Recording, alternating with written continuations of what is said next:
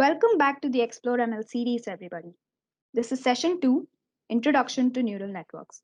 I'm Harshita, a core team member at DSC-ASEB, and along with me today, I have Bhuvanashri, who's also part of the core team at DSC-ASEB. So let's get started without any further ado. Now, if you've been reading anything about machine learning, you may have come across the term neural network. It sounds like a very complicated term, a very challenging term. I'm not saying that it's not, but there's a lot of hype and confusion about what they are. And hopefully, we can clarify some of that because they are very popularly used. And they were a very significant paradigm shift for machine learning, going from being able to do the simple things with simple models to doing the complex things that we're able to do today. So let's take a look at what neural networks are and are not, and some details about how you can use neural networks.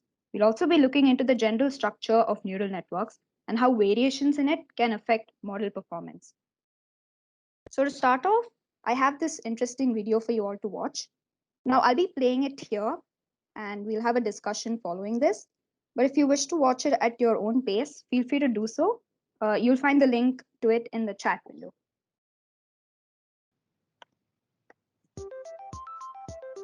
Hi, I'm Nat. And I'm Lo. And this is our 20% project, where we go find out about different Google stuff we're curious about. Last year, we got to make a documentary about how voice search works. And that was the first time we heard about something called machine learning.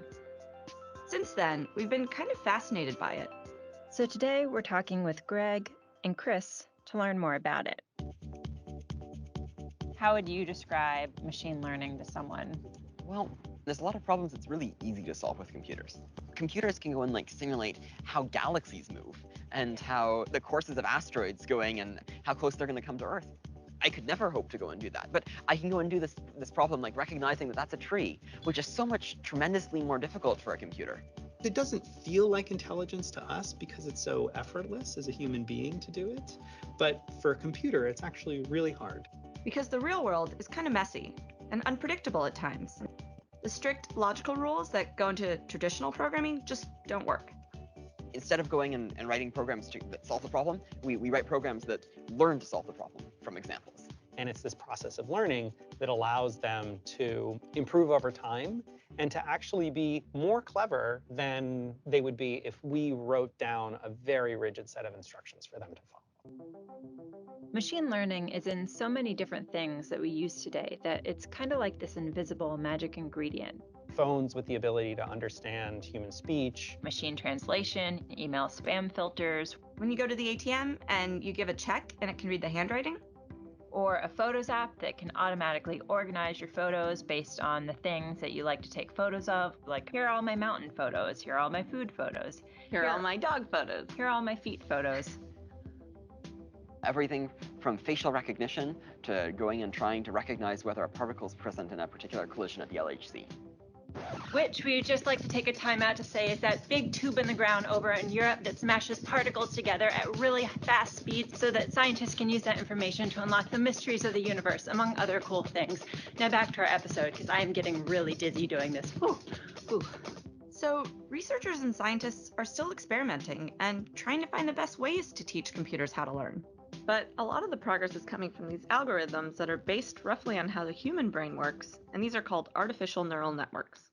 So an artificial neural network is something that it's a rough mathematical cartoon of how a biological neural network works. In a biological brain, we have individual cells called neurons. Each neuron looks at what its neighbors has to say and then decide what it wants to say.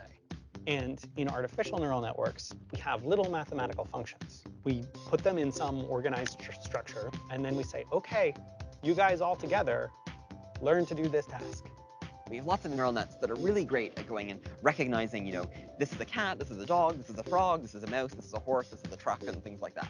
So take, for example, trying to recognize what this is. So it used to be that we were really proud if we could get a neural net with 3 layers to work. And it's recently that we've made a lot of progress on techniques that allow us to train much deeper neural nets. And that's why this kind of machine learning is also called deep learning. A neuron in the bottom layer is just going to be looking at a tiny piece of the picture and making some computations about it. It doesn't understand anything about dogs specifically. But what the neuron does understand is it says, I'm giving a signal that's useful for somebody who's giving a signal, who's giving a signal, who's giving a signal, who's giving a signal. They're kind of able to unfurl this really high-dimensional knot and pull it apart and make it easier to go and separate different things that are close together on the surface from things that were tangled all together earlier. But then at the top, we'll put two neurons, and these neurons look at the whole picture so far.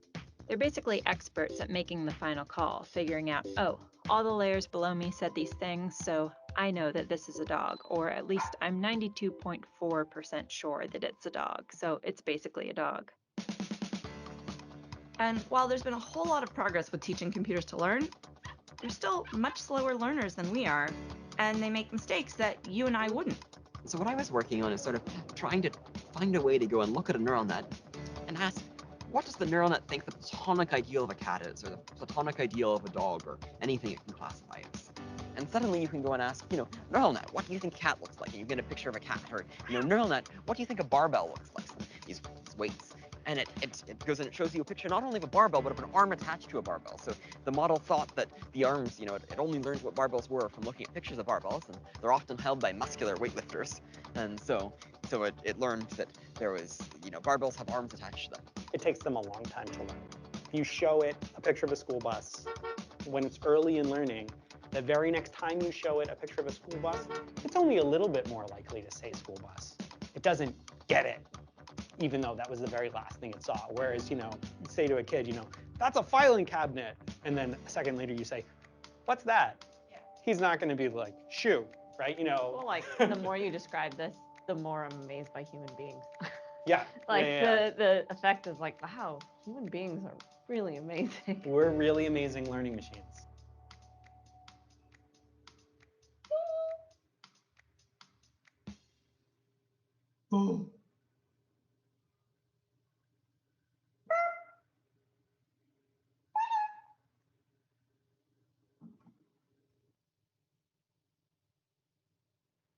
All right, so hope you all enjoyed that video.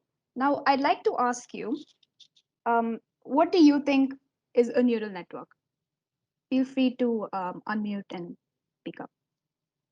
What, according to you, is a neural network? Yeah, sure, Varun, go ahead.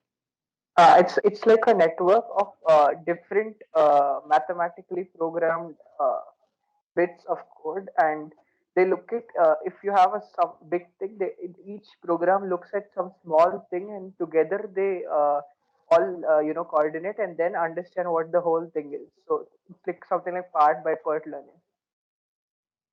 Yes, that's correct. Would anyone else like to add to that? All right, so now what do you think a neural network can do? Yeah, sure. Tarak Ram, you had raised your hand.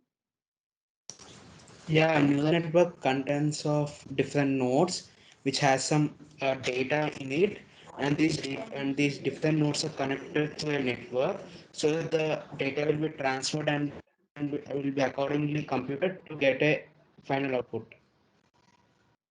Yes, that's also, you're right. Okay.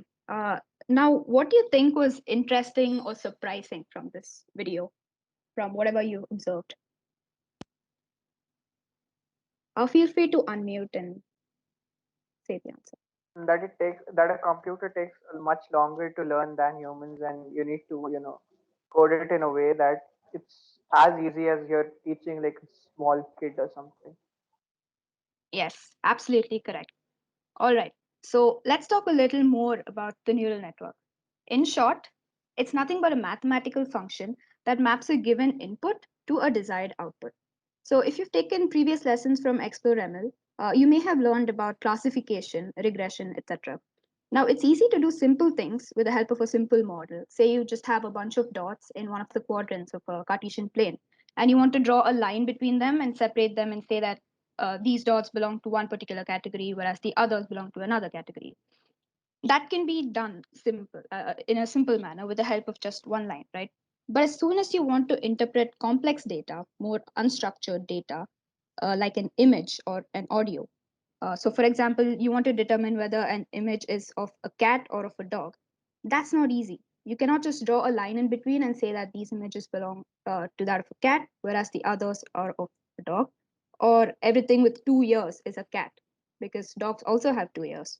So this is where neural networks allow us to have many layers of neurons. Uh, and perhaps one, you can just have one neuron that looks for just a pixel, and maybe the next layer can have all the information from the previous neurons and put it together and go, if all these pixels are lit up, then it's probably a tail. And perhaps the next layer can take the information from all the previous layers and go, if these conditions are satisfied, then it's probably an animal. So you get the general idea that these layers can have different attributes and they work towards solving a common goal. Now, let me tell you that a neural network, like any other machine learning system, is only as good as the data that it's trained on. It learns from examples. So you give it lots of examples, it tries to make a prediction, and based on the outcome, you adjust the model. So at first, the prediction might just be garbage, but that feedback is what helps improve the model. Now, like we watched in the video, humans are pretty amazing learning machines, right? A child can learn the difference between a cat or a dog at a very early stage, but neural networks can take thousands of images to train itself in the beginning and lots of time as well, and still make mistakes. So right now you're looking at a very high level diagram. Let's zoom in and take a look at what happens inside a specific neuron. So if you're familiar with if then statements from programming, then a neuron should make some sense to you. Everything in programming, as we know, has a particular input and an output, and somewhere in between, a decision takes place. So the if this, then that scenario that you're used to, we're calling it an activation function in the case of neural networks. Now, an activation function takes in input data, checks if it meets a certain threshold or a goal, and if it does, then you activate a neuron. If it doesn't, then you simply don't do anything. You don't pass on information onto the next layer. You just stay idle. Now, this may just look like the conventional if then else blocks that you've been using up to now. But what makes the neural network powerful is that there are so many of these neurons and so many layers as well to help make better predictions. So let's understand this in a little depth with the help of a few concrete examples. We'll just start off with something simple, something basic, like the number 5.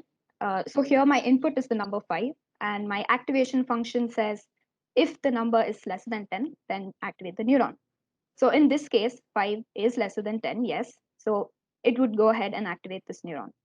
So when this neuron is activated, it sends the information onto the next layer. Now going back to this slide, we see all these lines that go through the network, right?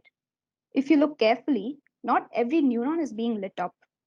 Not every neuron is passing information onto the next layers. Only the activated ones are doing so. So let's take another example. I have the number 7 here, but this time it's an image, and I've represented that as a grid of pixels. So each little square that you see here can be assumed to be a pixel. And we have an activation function that says, does it have a curve? Well, 7 clearly does not. So the neuron is not activated. And this might, in fact, be one of the ways neural networks learn to classify numbers. Okay, right. Now, so you're probably wondering how you can program it to see if there's a curve, right?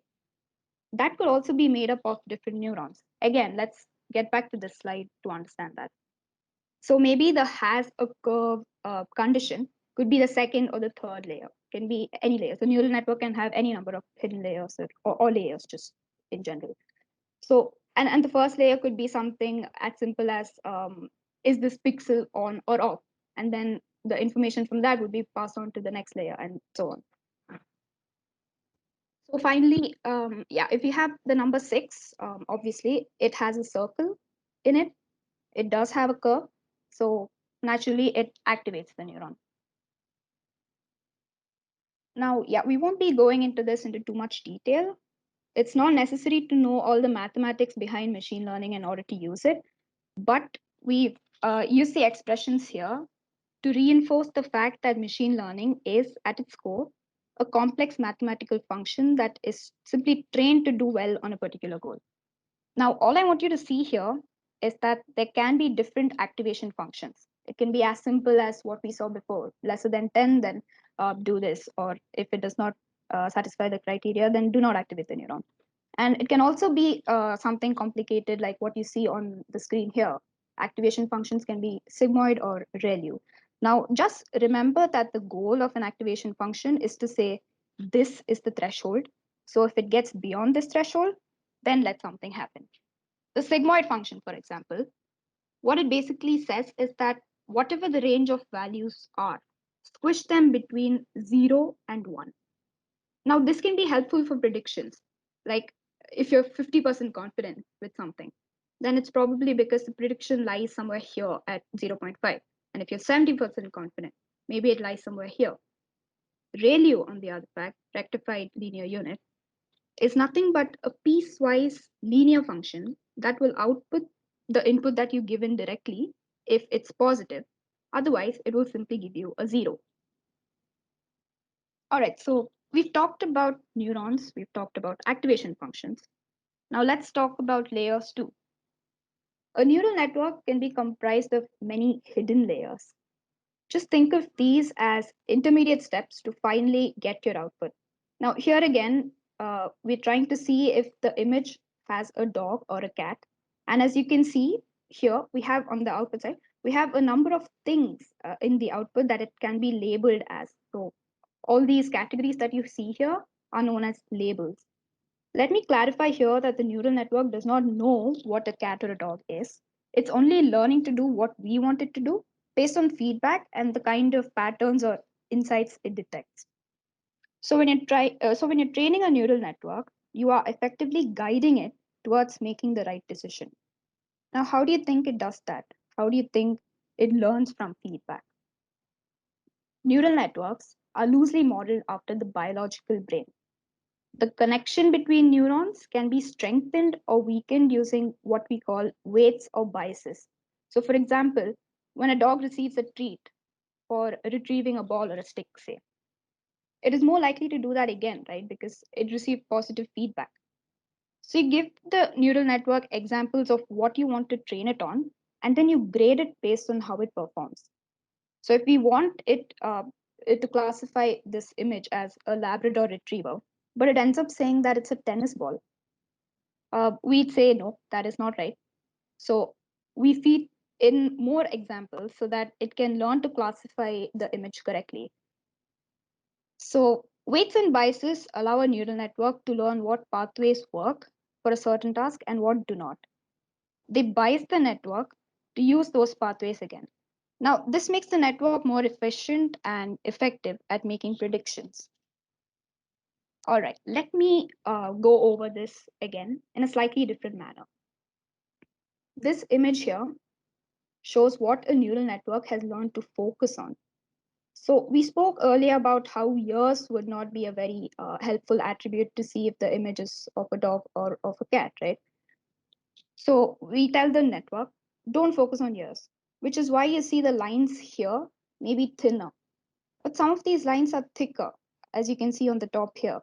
Now, maybe those correspond to the face. Maybe the face matters more and it helps classify better. Now, that pathway would have a higher bias. That is, the neural network is more likely to choose that path for a prediction. And again, this is determined by the kind of feedback that it gets. All right, now we will be getting an opportunity to try all of this out and play around with the number of neurons and the number of layers in a moment. And hopefully that would help you put everything that you've learned until now into perspective. Okay, so just before the break, you've developed the basic understanding of what a neural network is. Now we're going to develop the intuition that is required in order for you to, go ahead and create your own neural networks and also try to answer a few questions, actually a lot of questions that might be plaguing your mind right now. So, if this is your first time dealing with deep learning and neural networks, right now, in about a few more slides, you will be introduced to a learning tool that is developed by the developers at Google that will allow you to create your very first neural network without writing code. Yes. And you will be experimenting with it, and we will, through experimentation, learn different concepts and ideas that are essential for you to create and develop your own neural network. So, in this introductory session, we're not going to deep dive into the mathematics behind neural networks, although deep learning is hollow without the mathematics. We will be developing the intuition and the overall big picture that is required for you. And so, let's begin. So, the picture that you're seeing right in front of you is a learner tool. It is called as the Tensorflow Playground. So, machine learning is typically implemented using programming languages like Python and R, and they have specialty libraries like scikit, Theano, and TensorFlow. So basically, TensorFlow is a library that bundles together multiple pre-trained neural networks or algorithms that you can use in your code with just the call of a function. So they provide very easy to use APIs. So API stands for Application Programming Interface. So basically, it's a way for you to not dive deep into what exactly the math is behind the neural network, but still create your neural network with just writing a few lines of code. In this session, as I said before, we're using the TensorFlow Playground, a tool for exploring and learning about machine learning without the need to write code. Okay. So before we dive into and start experimenting with this tool, I want you to get familiarized with the environment, and also because you just had an introductory session to machine learning, I want to introduce certain terms that will help you in understanding our goal or our aim by building this neural network. So usually, your goal with machine learning that might have excited you might be more complex, like detecting the evidence or detecting the presence or absence of the COVID-19 virus based on the X-ray of the person's lung, or it can be detecting the evidence of cancer from medical imagery. But we are going to start simple. So we are going to do a very simple thing. Our goal here is to separate these blue dots from the orange dots. Okay, so what you see over here is a representation of your data. So right now, my data has only two features or only two coordinates, you can say. So that's why we're able to represent this on a 2D plane. So every point, as you know, is comprised of two coordinates, the x and the y coordinates. And the x and the y coordinates correspond to the features here. So here we're calling it x1 and x2, but this is how this is represented here. So I would like to ask you all a question. Can you separate the blue and the orange dots by just drawing a line in some fashion of any slope? Feel free to unmute and answer. Can you draw just a line to separate the blue and the orange dots? Yes, Vishnu. I didn't hear I you there. think drawing a circle will be nice. Separating. Yes, yes, you're absolutely correct. Drawing a line is not going to help us here, because by drawing any line, some part of the dots are not going to get classified correctly. So we need a circle. And like you pointed out, drawing a circle here would do the job, right? So now, once now drawing the circle is our aim here. Now, as humans, we're looking at the data set, and it's so easy to just figure out that, come on, I have to draw a circle here. But as a neural network, it we are asking it to solve a complex non-linear problem. And by non-linear, I mean a problem that can't be solved with a line. This is something that involves a circle. The data that you're seeing right now is on a 2D surface. That is, like I mentioned, each data point has only two coordinates. But as the complexity of your data increases, the dimension also increases. So if you have three features, you will have to imagine your data in a 3D space. And if you have four features, you would have to imagine it in a four-dimensional space, which is not exactly an easy of a task. So we are asking the neural network to basically draw a boundary here, a boundary separating the blue and the orange dots, so that after the training process, during the testing process, when I give it a random blue dot, it is quickly able to tell that, okay, that coordinate is somewhere around here and that falls within the circle. So I'm going to classify it as a blue dot. And that's exactly what we want to do. So right now, I'm going to take the liberty to explain one more concept over here. And that is a term that Harshita had mentioned previously, and that is called as weights. So what happens during the training period? So during the training period, what exactly happens is we have these different connections from each neuron to the other. And what we are trying to do here is we are trying to adjust the weights of these lines. So once you open the tool and if you hover over these lines, you will see that you will be able to see the weight associated with that line. So what do you mean by weight? So all of you know that the equation of a line is y is equal to mx plus c. So right now you know that m stands for the slope of the line, and x, as you know, can be taken as the input and y can be taken as the output. So the slope of the line is similar to the weight. So basically, we're saying that the weight corresponds to the importance given to a feature. So let's say that a specific feature, let's take an example of the dog and cat classification. The number of years does not really make sense for classifying or differentiating between a dog and a cat. So you could imagine that the weight associated with the number of years, the neural network is going to train or understand that I have to assign a weight of 0 to that because it's not helping me classify whether it is a dog or a cat. So that's what the weight do. They give importance to your features or your inputs, and that eventually leads to predicting the correct answer. So when you want to train your neural network or when you're training your neural network, you're guiding it towards the right decision, and each neuron takes part in the process of making the right decision. So let's move on and understand with a few more examples.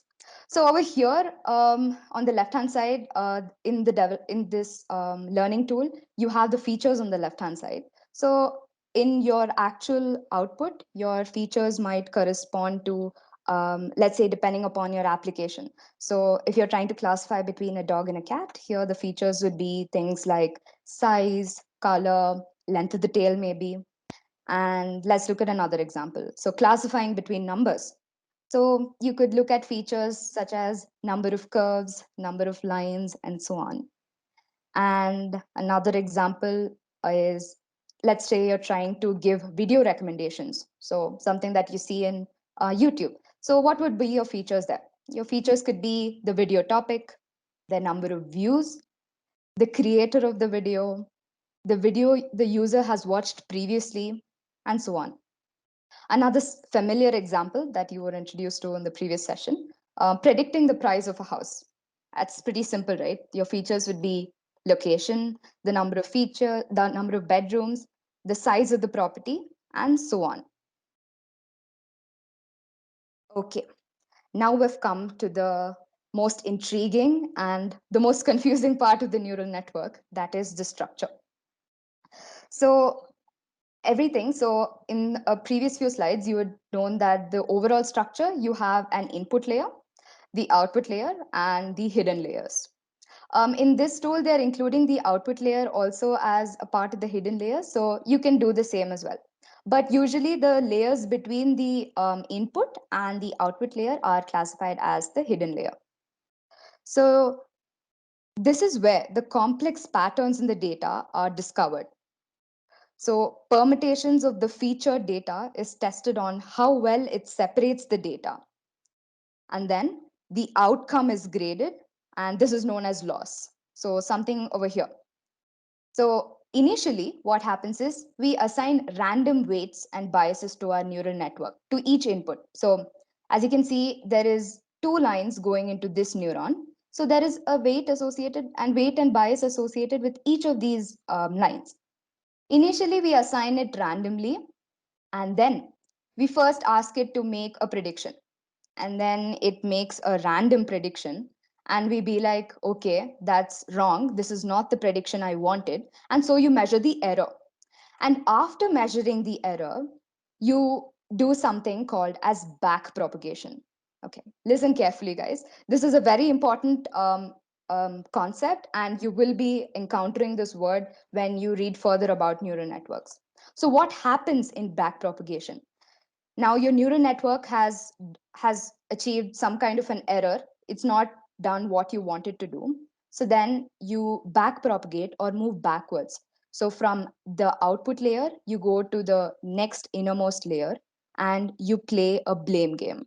You point a gun at each neuron and you be like, okay, so looks like you've contributed X percentage to the error, so you better correct your weights or you better correct your biases so that the next time I don't want you to make this mistake. This is what happens. And similarly, you go to the next innermost layer and you again point the gun at each neuron and be like, hello, you've made a mistake and I don't want you to make this same mistake, and I want you to correct yourself. And so you ask it to adjust its weight, and this is what happens during back propagation.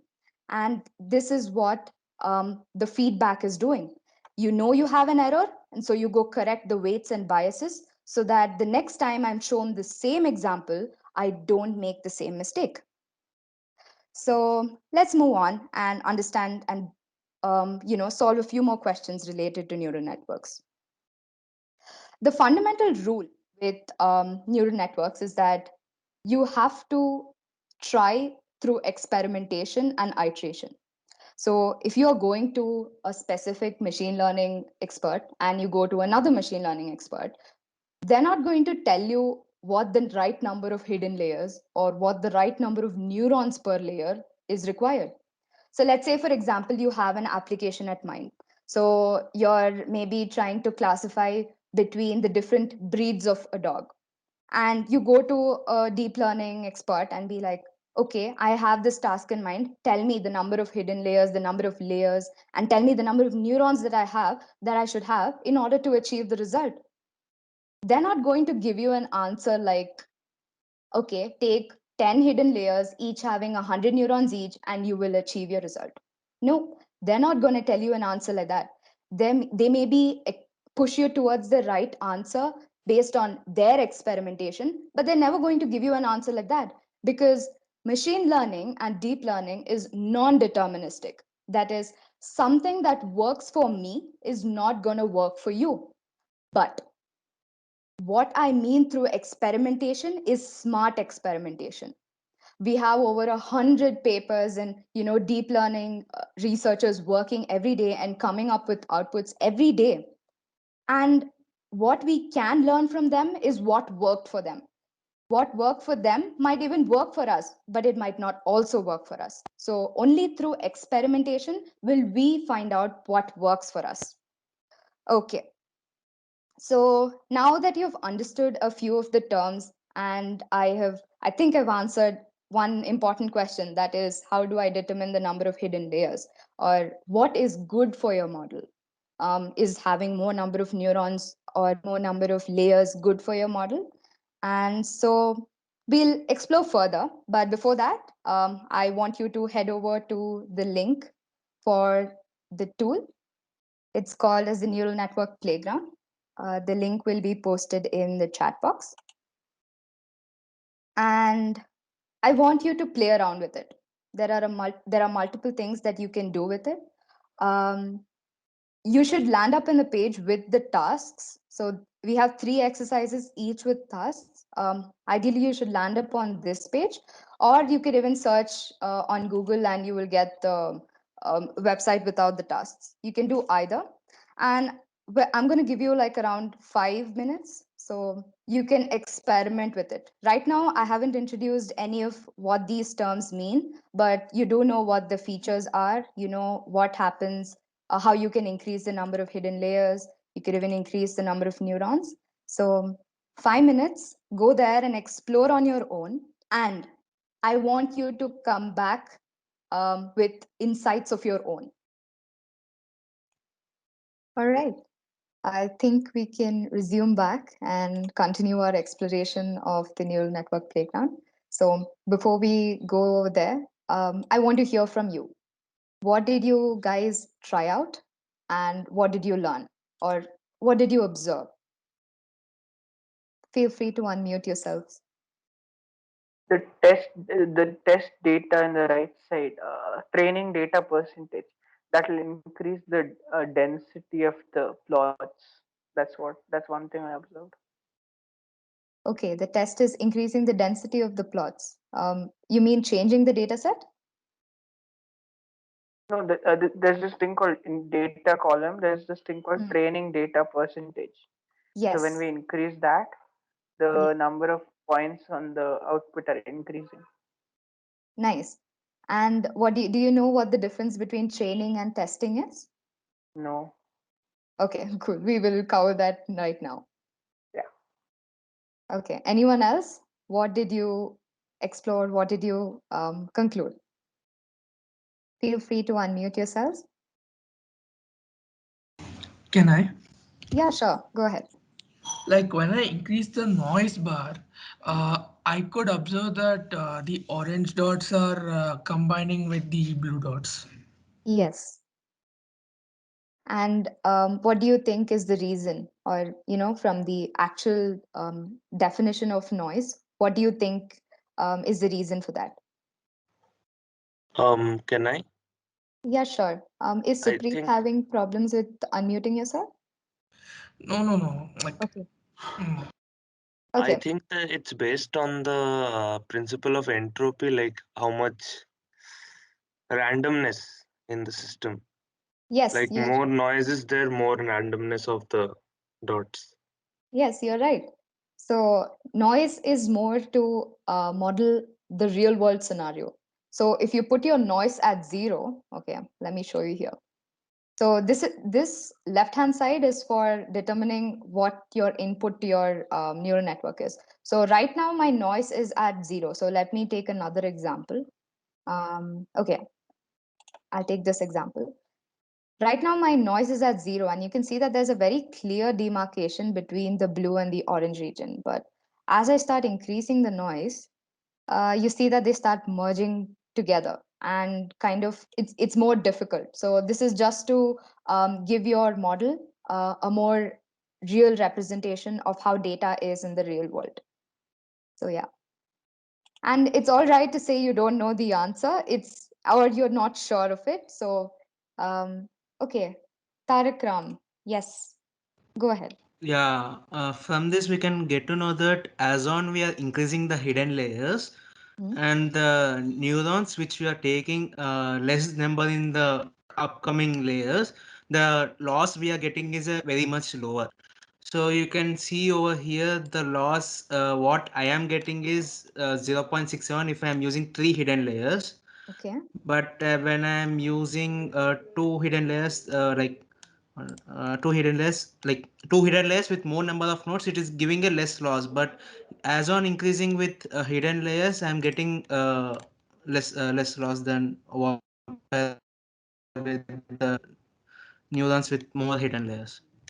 Yes, that's actually a very interesting observation. So you realize that actually using more hidden layers is not going to help you get a lesser loss.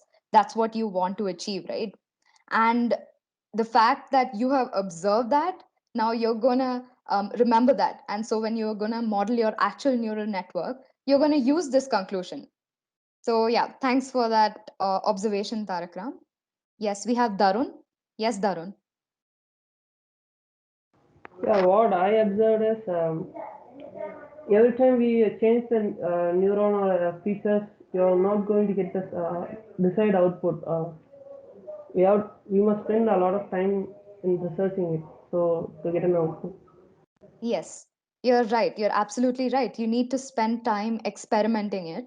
And okay, I'll give you a small way of doing a more systematic experimentation.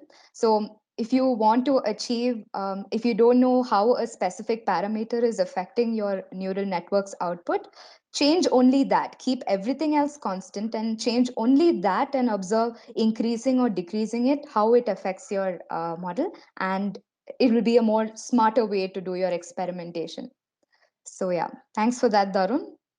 Next up, we have Hemant. Yes, Hemant, go on. So I just learned that the learning rate greatly like messes up the thing output. Like it Yes. either gives a jagged line sometimes, or it gives the output very fast sometimes. Okay. And in a different type of activation, sometimes it keeps oscillating also. Okay. All right. So you mean that loss is oscillating and you're not getting your right output. Exactly. All right. There is a reason for that, and I'm going to discuss it right now, what the learning rate is. So hold on to that observation. Yeah. Okay. Now we have Aditi. Yes, Aditi. Okay, so I had a question. I wanted to know what we mean by loss over here. Okay. So the loss is the measure of your performance of your model. So loss is generally a number between, in this case, it's a number between 0 and 1. And so you can even model it as a percentage. So a loss of 0.5 means that your model is performing only 50% good. So it's like flipping a coin. You can either get it correct or you can't. So loss signifies the how well your model is working. Yeah, okay, thank you. Yeah, thank you for that question. I was waiting for that question, but yeah, thank you, Aditi. Yeah, okay. Um, Anyone else? You can raise your hand. All right. Okay. I think we can look further. So before that, I want you to move to another link that will be posted in the chat box. It is for exercise 1. Harshita or Avinash, either of you can post that. Okay. It's the same neural network, but now we're going to take a more systematic approach to understanding what's really happening in our neural network. So, right now you did click on this play button. So, what did your play button do? Your play button was basically beginning the training process and trying to, find that perfect boundary to separate your orange and the blue dots. Next up, we have epochs over here. What does epoch mean? You can think of an epoch as one iteration. So if you're familiar with the for loop, going through the loop once is called as one iteration, right? Similarly, epoch means going through one complete training process, moving forward. So as your data moves from the input layer to the output layer, completely, and you determine the loss or you determine the error at the end, that is considered as one epoch. So when I click on this play button, it means that it has gone through around, see, now I'm going to pause it at 269. So it has gone through 269 times. It has moved forward through our neural network and given feedback. Okay.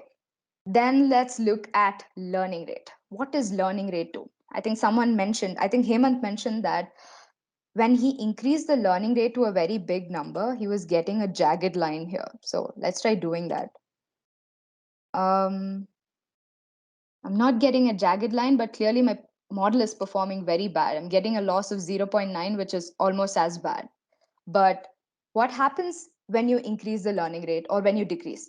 So the learning rate signifies how fast or how much faster you're approaching your desired output.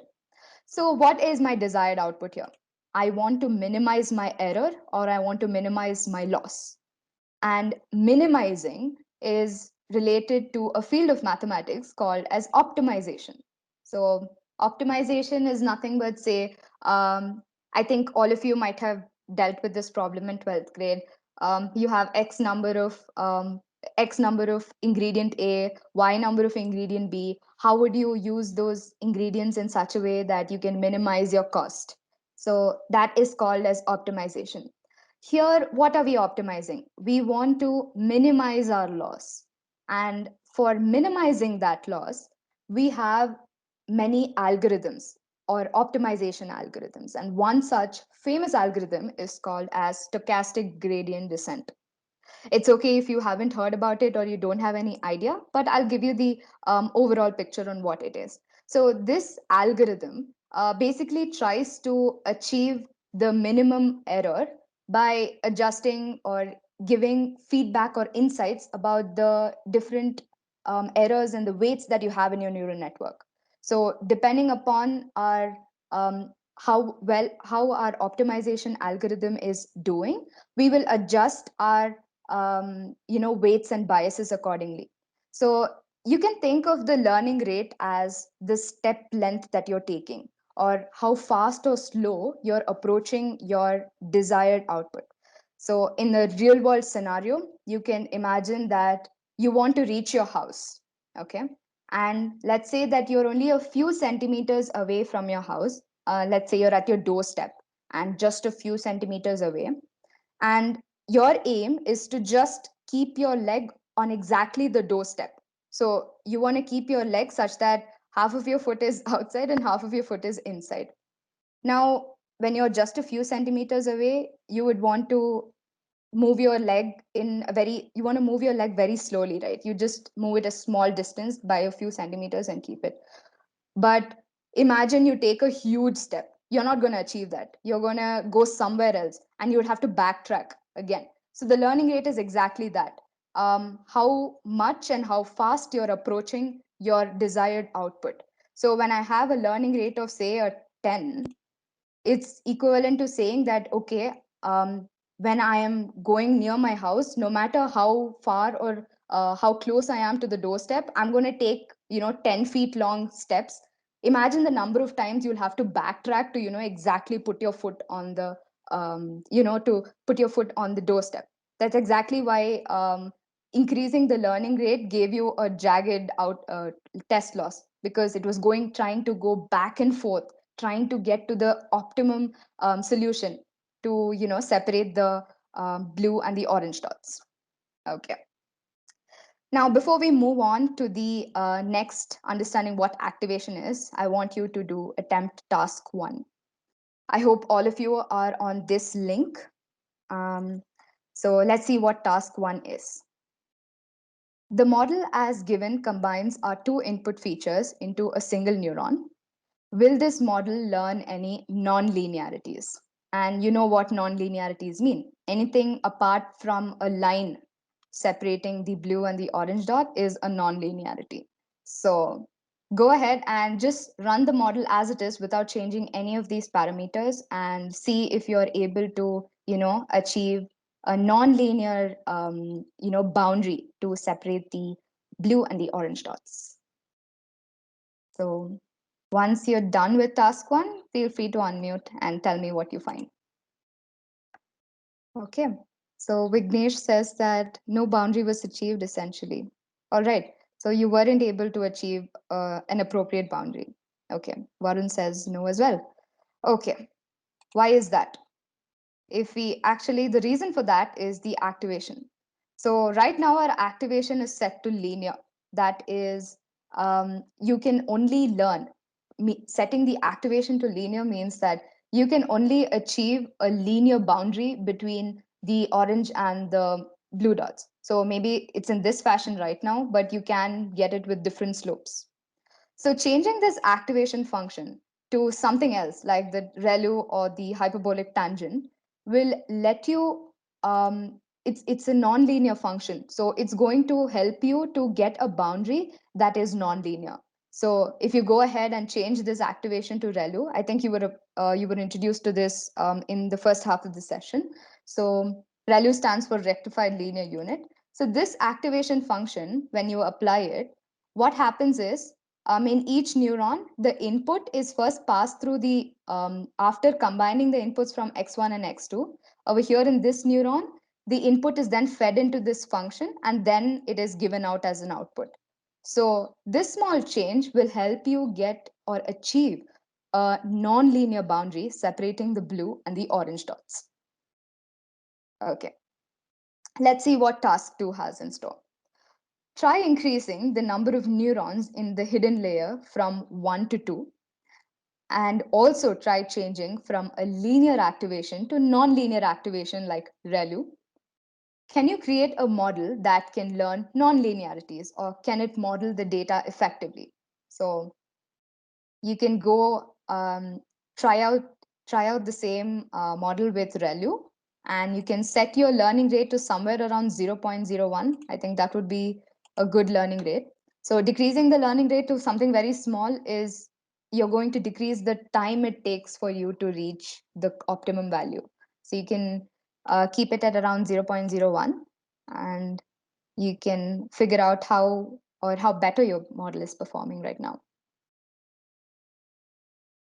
So once you're done with that, you can just write task 2, and you can write what you observed from it in the chat box. After how long are we supposed to stop running the thing?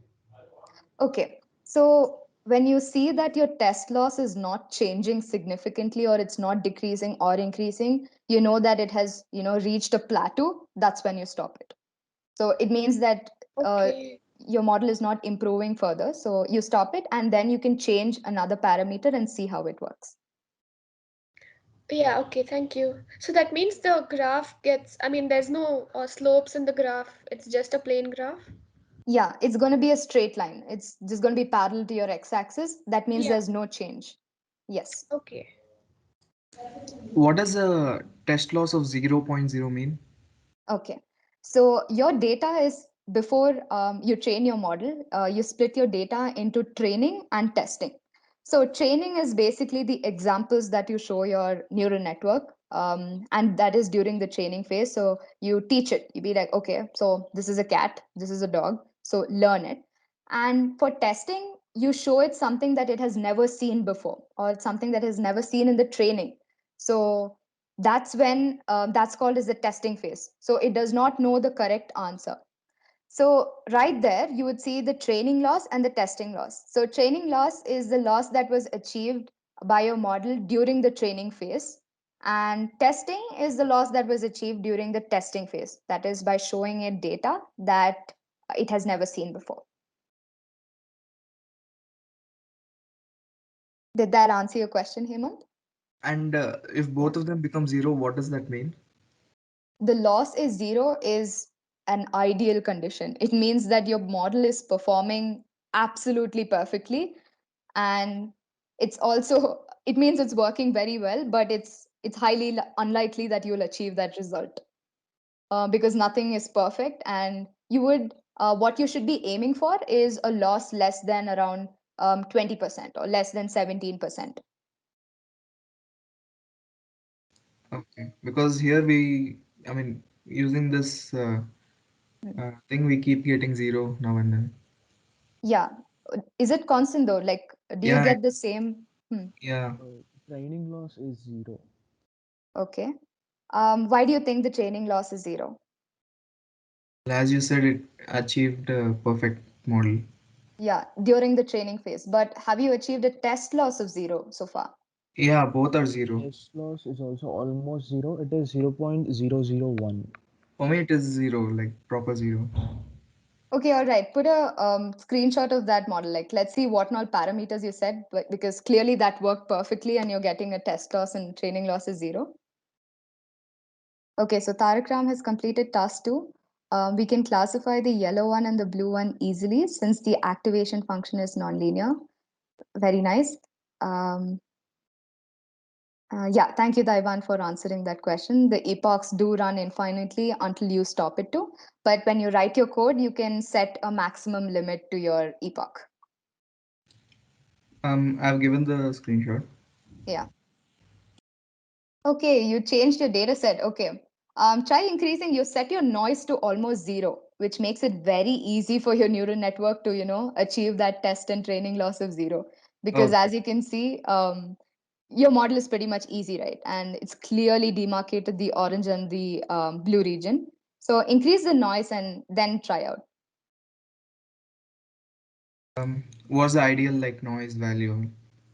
There is no ideal value. You can increase to as much as you want. So just increasing it means that you're giving your neural network a more confusing data set. Okay. Yeah.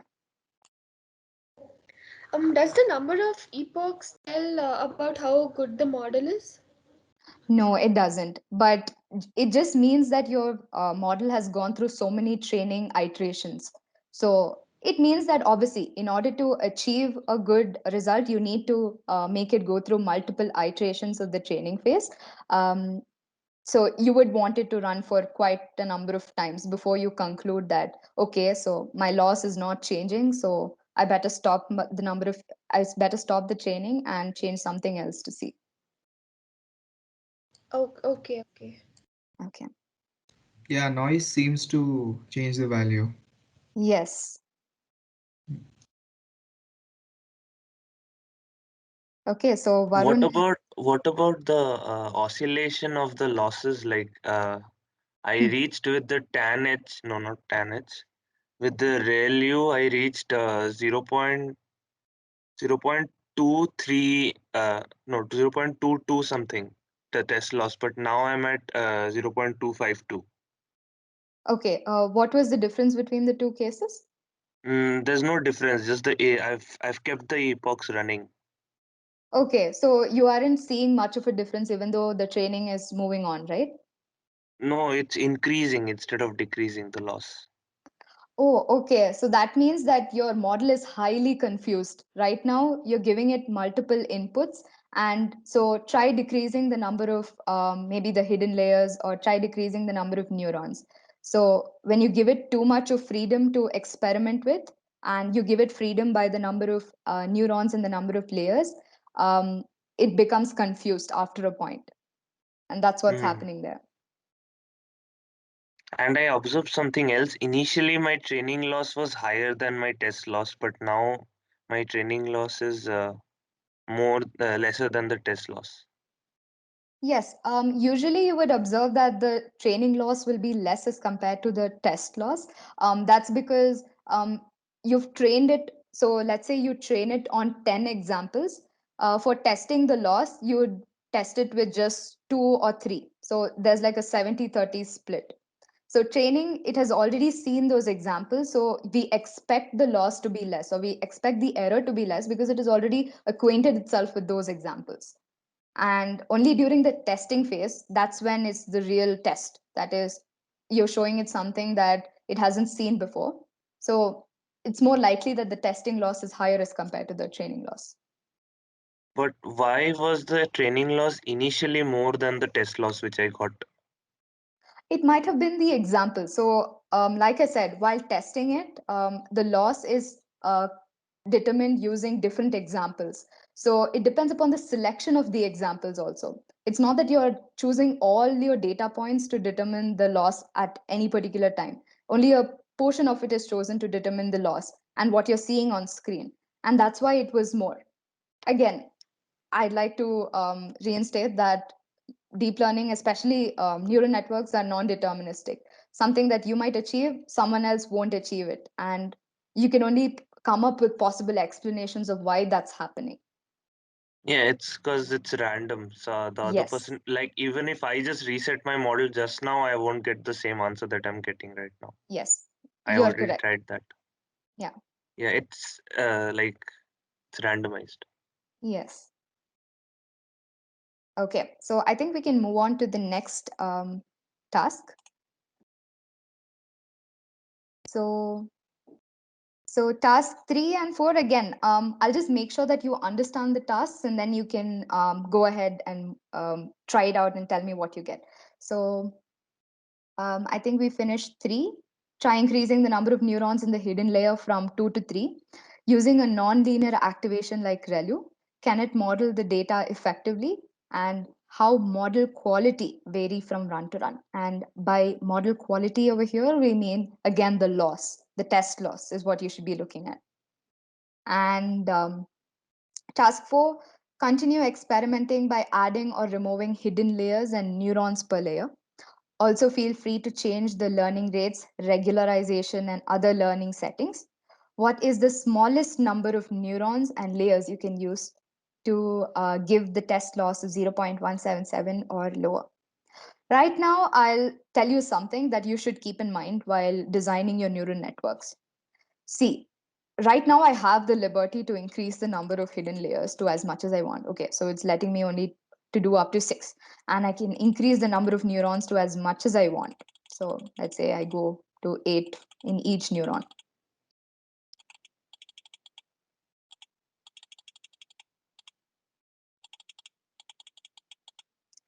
What I'm trying to show here is that, okay, I'll choose ReLU and let's start.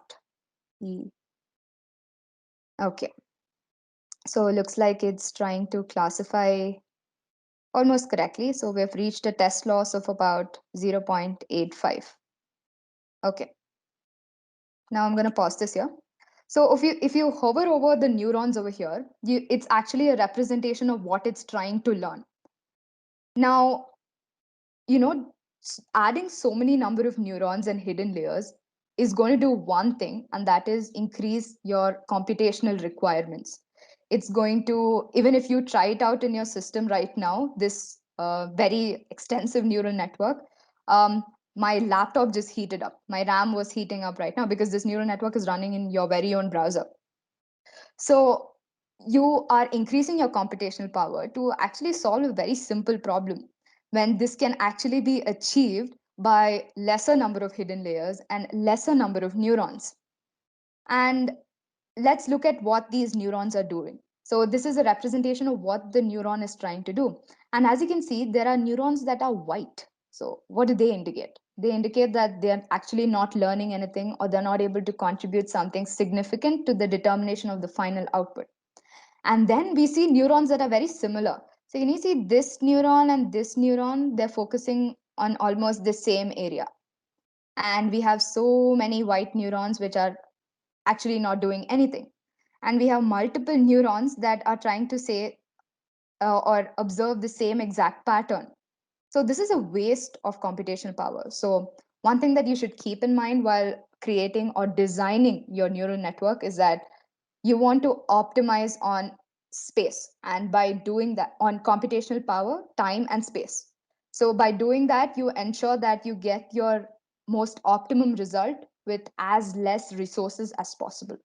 So okay, I got the right result and I got a 0.18 test loss. So let me just decrease the number of hidden layers. Let's say I want 3 hidden layers, okay, or 4. I'll keep it at 4, and I want to decrease the number of neurons. Let's say I have only 1 over here, and yeah, I'll have 3 over here. And let's run the same problem, and let's see how a model does.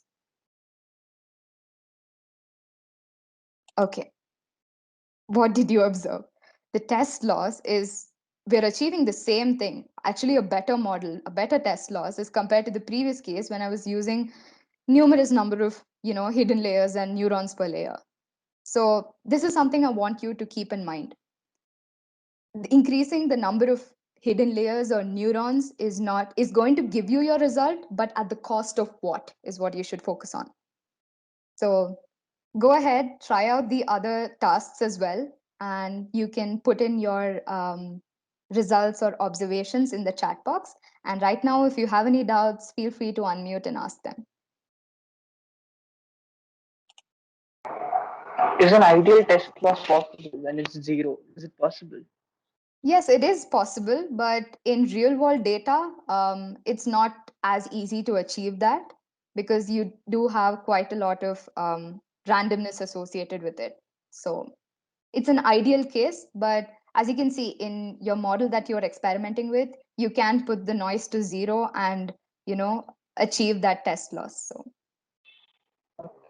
yeah. So I'll wait for another 2 minutes and we'll move on to the next exercise. By increasing the learning rate, why does the test loss increase so much? It's increasing, right? Yeah. So Yeah. what's happening is the learning rate, as I said, it's the speed at which you achieve your optimum answer, and also like the number of the step length, or how fast you're reaching it, and also how accurately you're approaching the minimum or the minimum error. So if it is very huge, it means that your model is trying to adjust its weights and biases by a huge number every time. So you're basically confusing it and asking the model to go back and forth and find the right answer. So that's why it's huge. Okay, thanks. Yeah.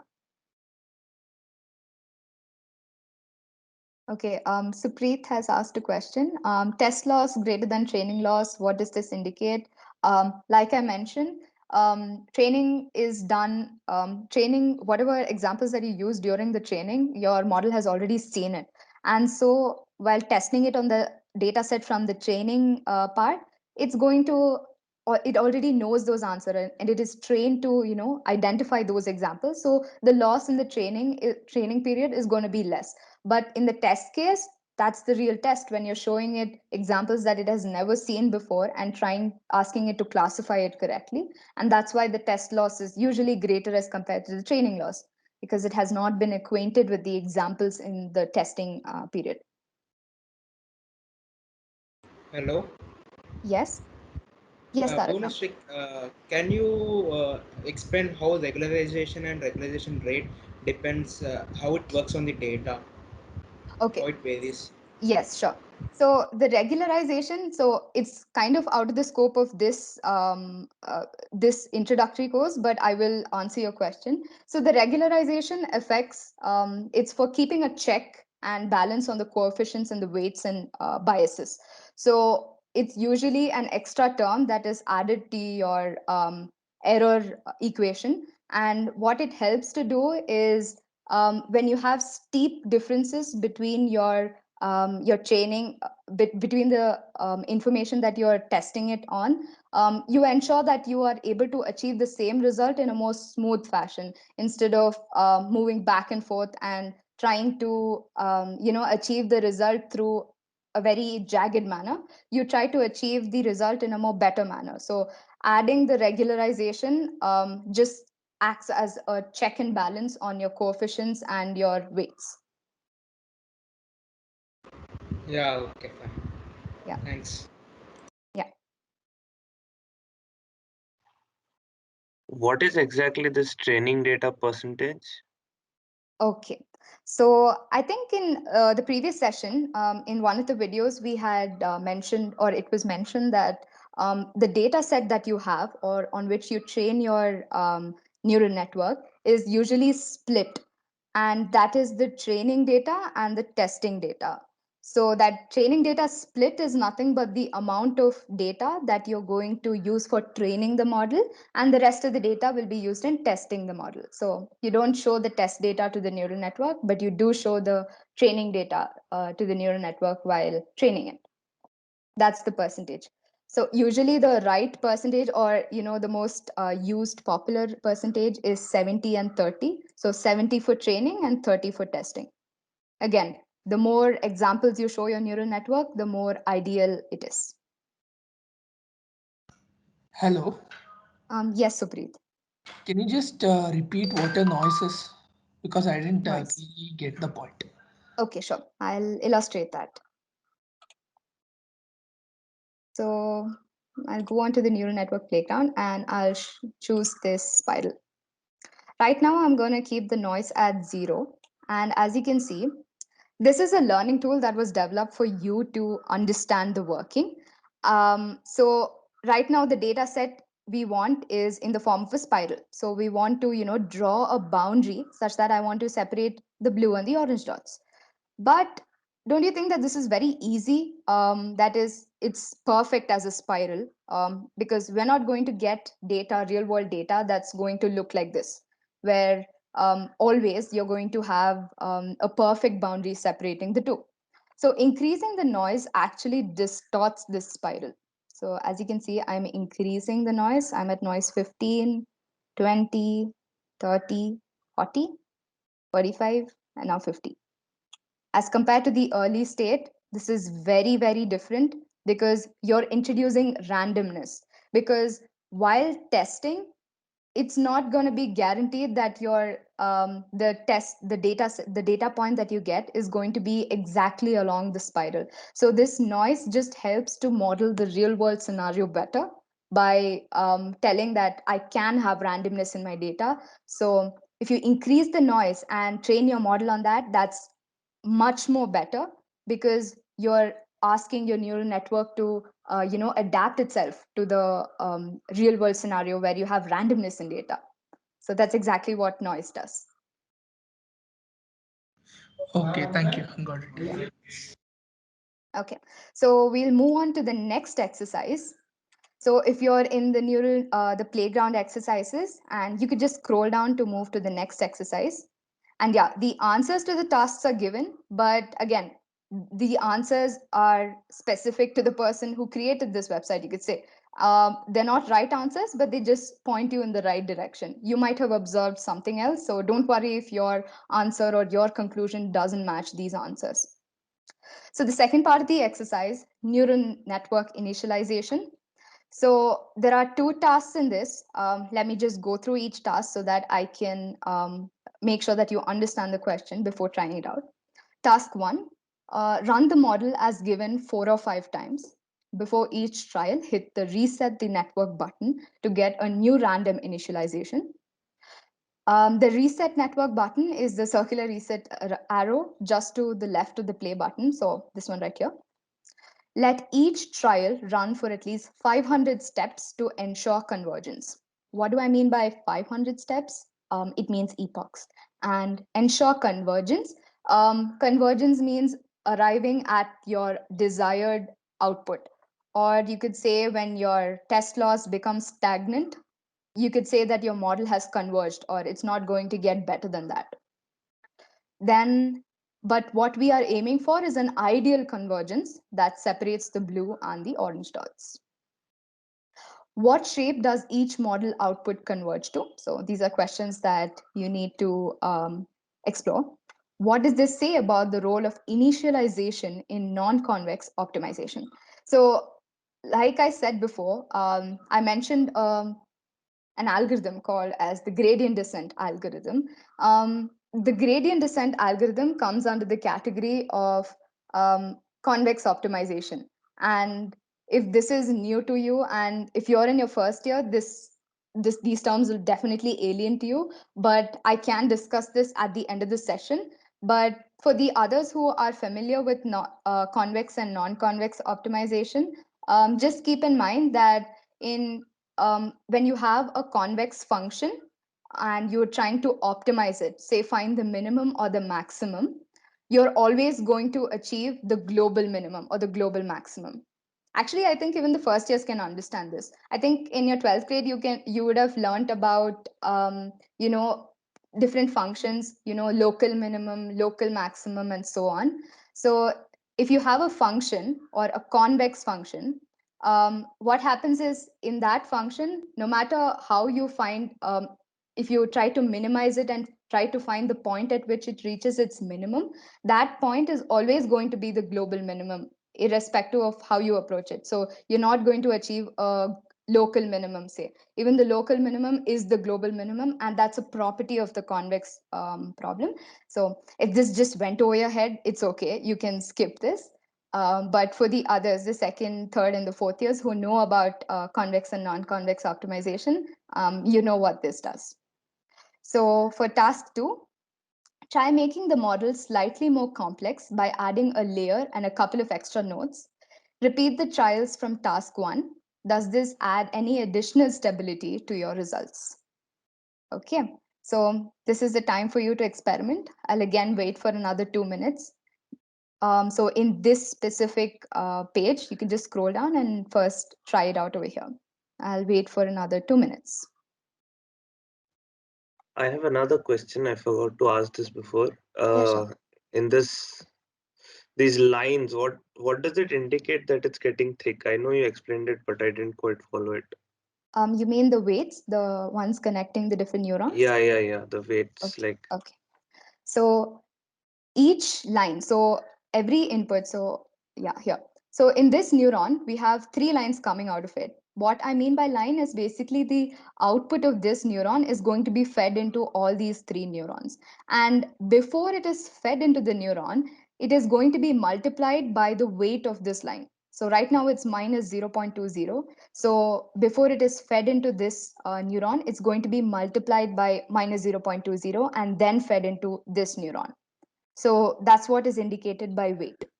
Initially, before you start the training process, this weight is assigned randomly by your program. And then afterwards, after it sees the error in the prediction that your model is making and the actual prediction that you wanted, it updates the model. That is, it adjust those weights and it goes backwards. Like I said, you move backward in the back propagation. You go through layer, and then you check the weight. You be like, okay, looks like this weight is making my model make a bad prediction. So I'm going to adjust this weight. So that's what these lines indicate. Did I answer your question? Yeah.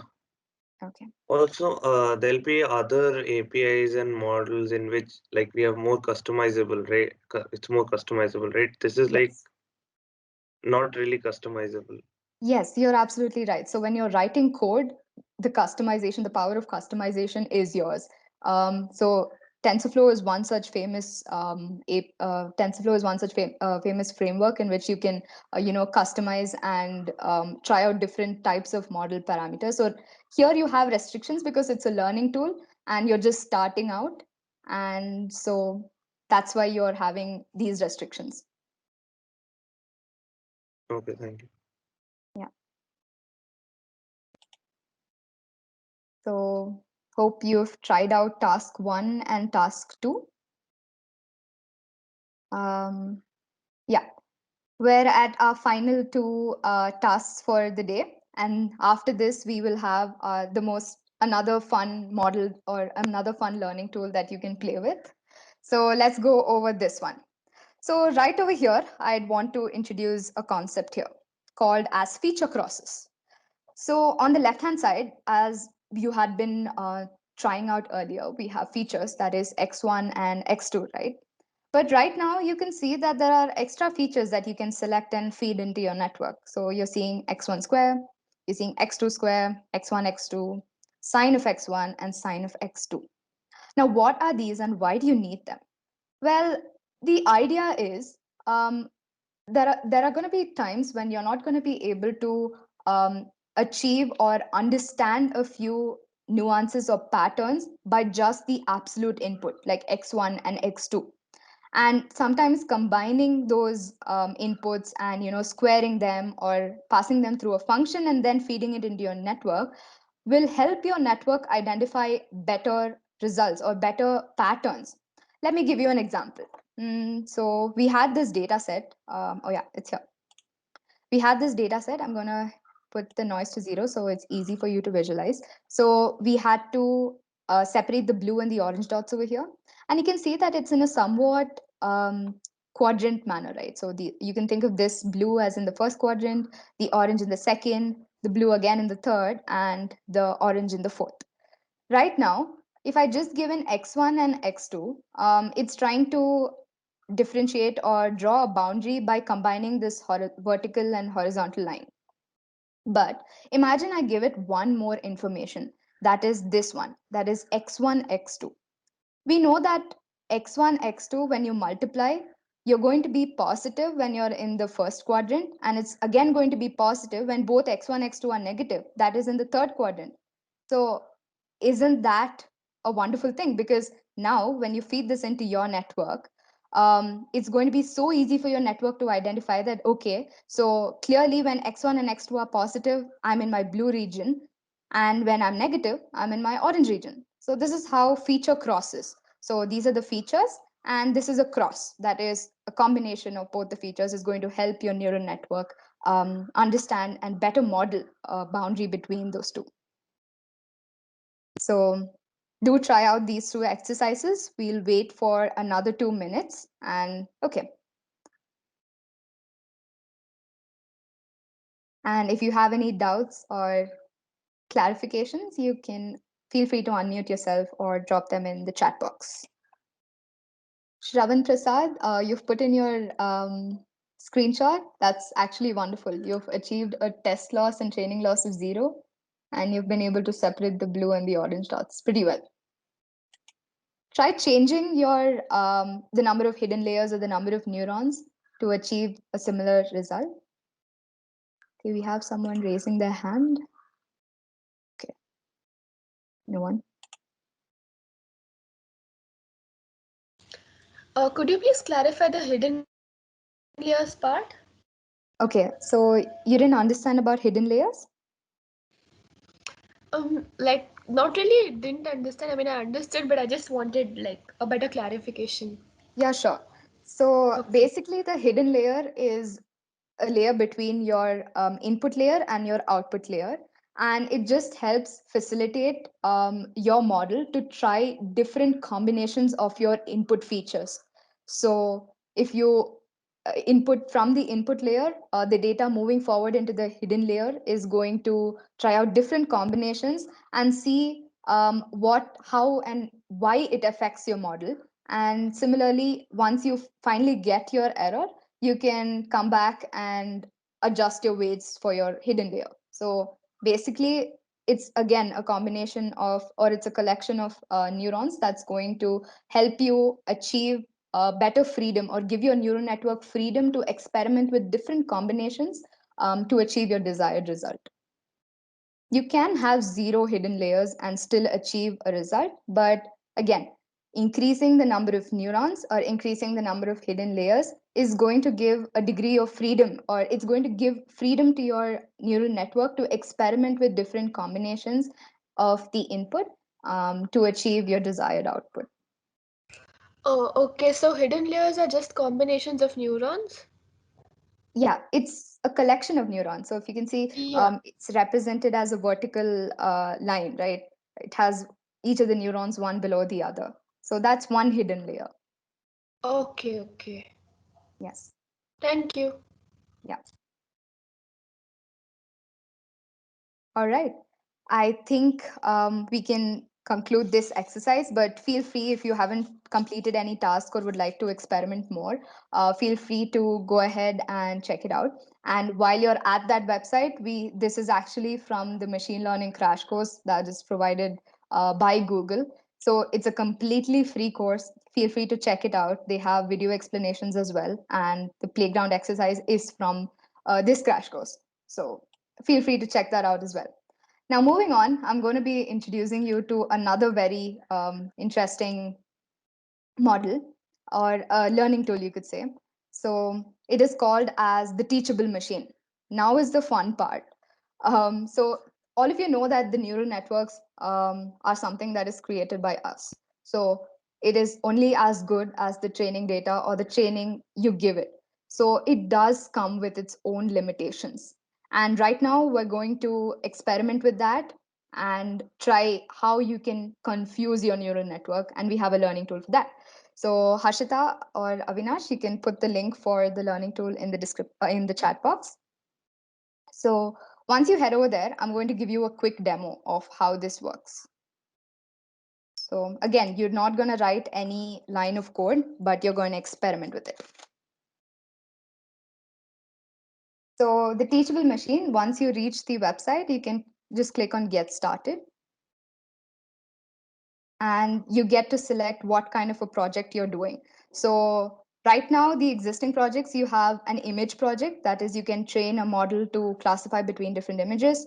Then you have an audio project, again, to classify between different or identify between different audio sounds. And then we have pose. That is, you can click pictures of yourself standing in different pose, train the model and ask it to make predictions on future poses. So right now I'm going to give you a demo on the image project. So once you click on the image project, this is the layout. Let's familiarize ourselves with the environment.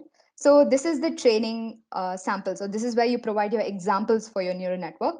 So you can either open your webcam and give it image samples, or you can upload from your desktop or your mobile if you're using that.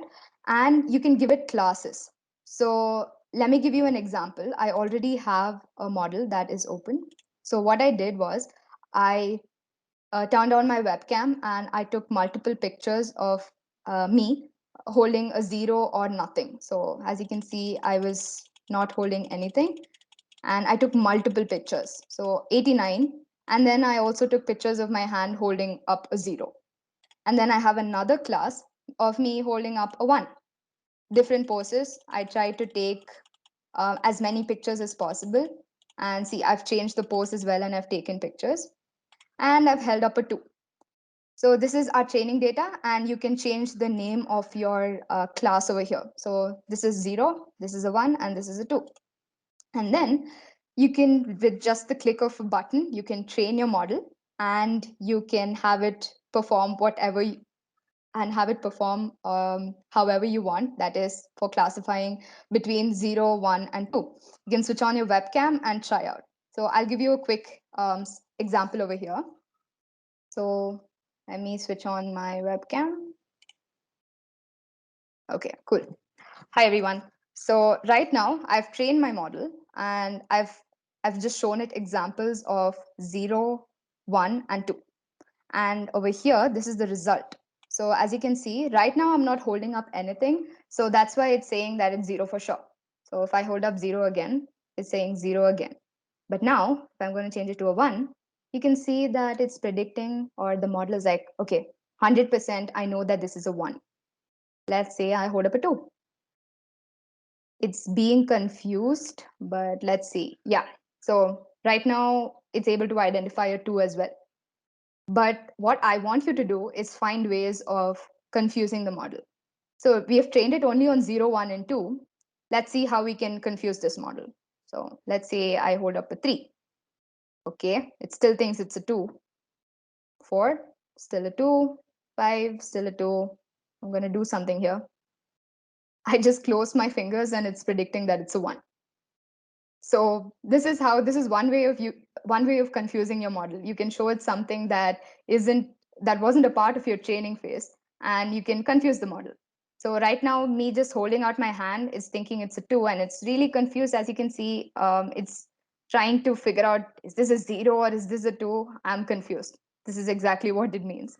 So right now, I want you to figure out or try out different examples of your own.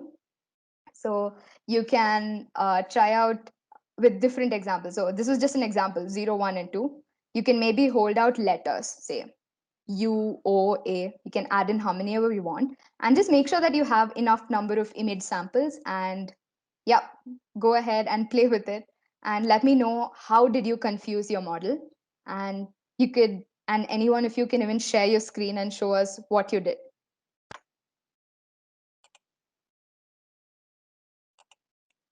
Okay, since we're running short of time, you can experiment with the different projects. But I think we'll soon wrap up, and then you can still continue with the experimentation with the teachable machine. And right now, we're gonna try and take in questions. If you have any doubts or any clarifications that you would need, you can ask us right now. And yeah, this would be the conclusion, but you can stay along and listen for our discussion that's going to happen right now. So if you have any doubts or would like to review something or go over something that you didn't understand previously, you can do that right now. Can you just tell what is a weight? Weight. Okay. So the weight is the importance associated with a specific input. So if you take a very simple neural network which just has the input layer and the output layer, so there's only one layer essentially in your neural network. So the weight assigns importance to your feature. How important is this feature in determining the correct output? So that's what a weight signifies. So to give you an example again of a line, you know that the equation of a line is y is equal to mx plus c. You can think of that m as the weight over there. So if you have, let's say, a feature is not very important in determining the output of our model. Let's say when you're trying to classify between a dog and a cat, the feature of the number of ears or the number of eyes is not very important. So the weight associated with that feature would be 0. So that way, the model knows that, okay, I shouldn't be looking at the number of ears or the number of eyes for classifying between a dog and a cat. That's what a weight signifies. Then what are those number like minus 0.42 minus 0.72? Like what does that indicate? A negative weight. Okay, so what a negative weight also signifies is that you want your model to not consider or consider the opposite of what that feature is. So let's say that a 0 weight indicates that you shouldn't take into consideration at all that specific feature or input, but a negative weight indicates that you should take into consideration that specific feature, but make sure that, or we're going to associate a negativity with that feature, or in other sense that keep in mind, but make sure that if it's the opposite of this, then you're definitely doing the right thing. So a negative weight, okay, so to give you an example, let's say there is a negative weight associated with, say, the number of eyes maybe. So a negative weight associated with the number of eyes would mean that if you see two eyes and you're trying to make a decision that this is a cat or a dog, then be sure that the number of eyes are definitely not what you should be looking for. You should be looking at the opposite of that. That's what a negative weight specifies. Yeah, got it. Thank you. Yeah. Okay, so we've concluded the session, but if you have doubts, you can stay back and we can discuss in the chat box as well.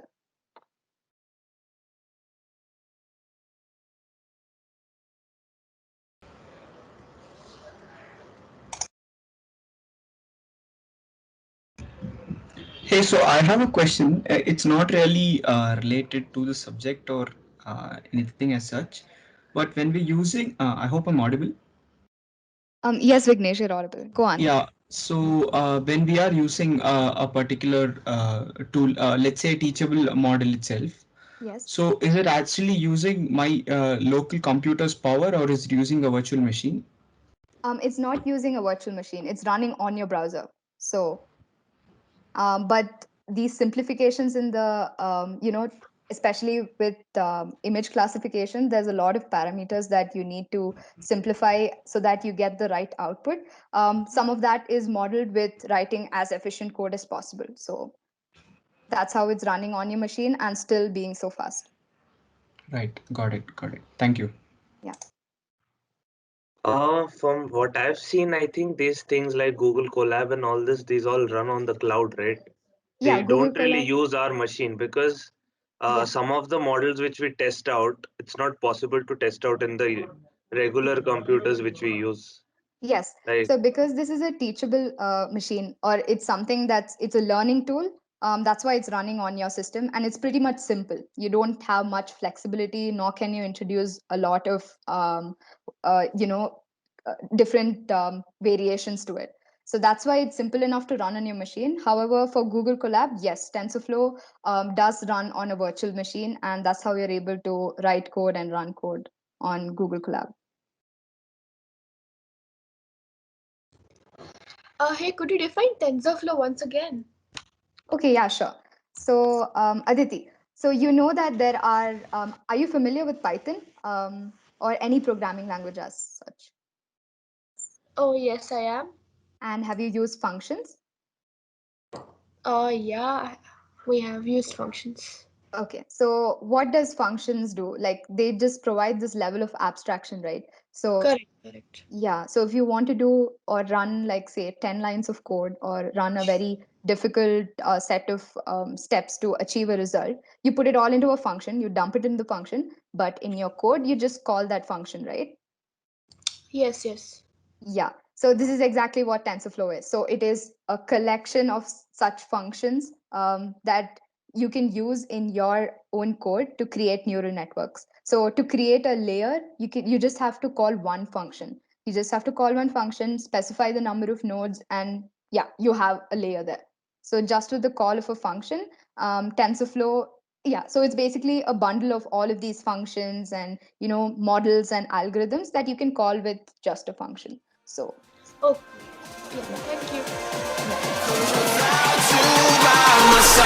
I can't survive.